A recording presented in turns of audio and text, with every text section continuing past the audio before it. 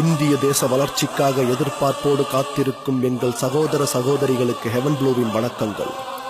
ஊழலுக்கு எதிராக யார் யாரோ நடத்திய போராட்டங்களை கண்டு மெய்சிலிர்த்த என் மக்களே, கருப்பு பணத்தை ஒழிக்க வேண்டும் என்று பல திரைப்படங்களை பார்த்து கைத்தட்டி விசிலடித்து என்ன படம்டா என்று உச்சி முகர்ந்த என் மக்களே, என்றோ நடந்த சுதந்திர போராட்டத்தை நினைத்து பெருமை கொண்டு மெய்சிலிர்த்த என் மக்களே, இதோ இன்று ஒரு சுதந்திர போராட்டத்தை நாம் போராட வேண்டியுள்ளது. ஆம், கருப்பு பணம், த பிளாக் மணி. இன்று இந்த நாட்டில் நிலவும் வறுமைக்கு இந்த கொடிய எதிரியே காரணம் என்பதை நீங்களும் அறிவீர்கள். இந்த எதிரியை ஒடுக்க நம் பாரத பிரதமர் நரேந்திர மோடி அவர்கள் எடுத்திருக்கும் முதல் முயற்சியே இந்த 500 ரூபாய் 1000 ரூபாய் நோட்டு தடை செய்தது. அவர் நம்மிடம் 50 நாட்கள் அவகாசம் கேட்கிறார். நீங்கள் படும் சிரமத்திற்கு பொறுப்பேற்கிறார். இந்த சுதந்திர போராட்டத்தில் ரத்தம் சிந்த தேவையில்லை, உயிர் பலி இருக்காது, உடைமைகள் பறிபோகாது. நம் உணவிற்காக உழைத்த எந்த ஒரு விவசாயியும் ஏடிஎம் வாசலில் இன்னும் வந்து நிற்கவில்லை.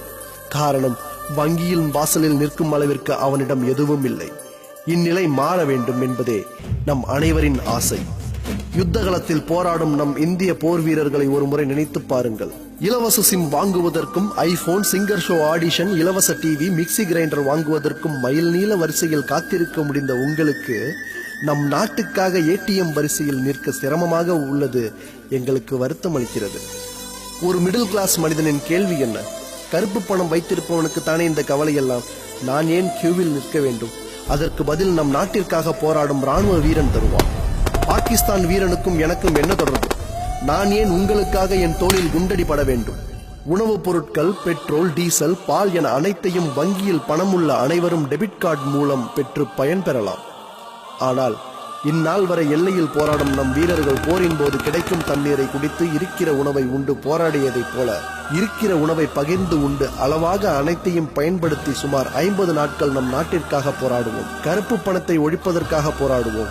கருப்பு பண முதலைகளின் பேச்சை கேட்டு உங்கள் வங்கி கணக்குகளில் அவர்களது பாவ பணத்தை சேர்க்காதீர்கள். அது நம் தாய்நாட்டிற்கு நீங்கள் இழைக்கும் பச்சை துரோகம்.